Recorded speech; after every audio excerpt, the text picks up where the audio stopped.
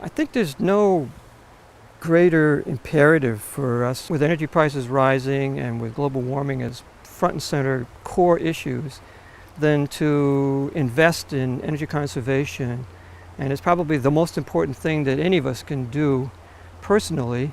It's also the most important thing for us as communities to do.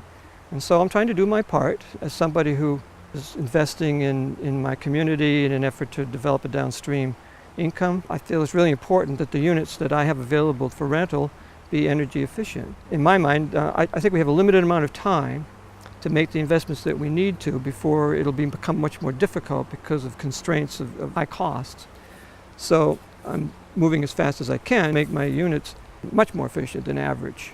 So the three that I've got and the two that I'm planning are all going to be super insulated in effect and have some solar components, and at least be positioned so that if solar photovoltaics becomes a possibility in the future, well, I'll be able to do that.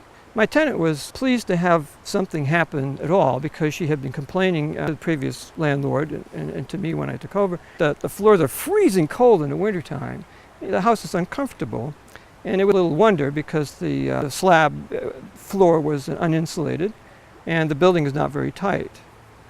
So adding insulation around the perimeter of that slab and beefing up the insulation will increase the comfort considerably. The overall cost to the tenant will be about the same. What I've done in this house is, because the slab was uninsulated, we've excavated and surrounded the base of the house with styrofoam insulation, which extends down 4 feet, as an attempt to thermally isolate the slab from the cold which is otherwise penetrated, or the heat which is otherwise escaped. In order to accommodate more insulation in the roof, we've created a cavity by framing up and creating a 16-inch space, which could then be filled with insulation.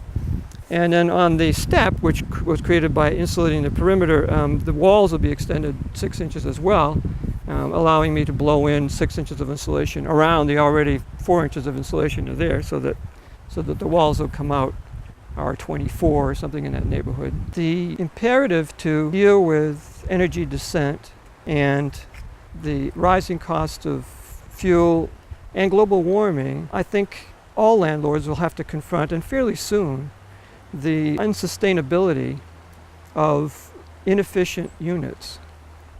Because while it's been possible historically to pass the cost of inefficient heating and cooling on to the tenants, that will not be possible into the future.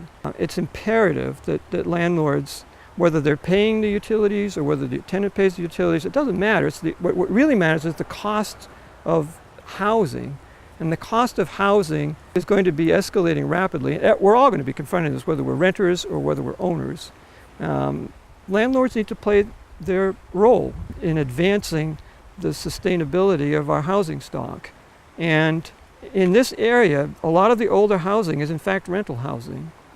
And the role that landlords have to play is an important one. It's perhaps more important in some respects than the role that homeowners have to play, because they control a lot of the most inefficient housing in the county.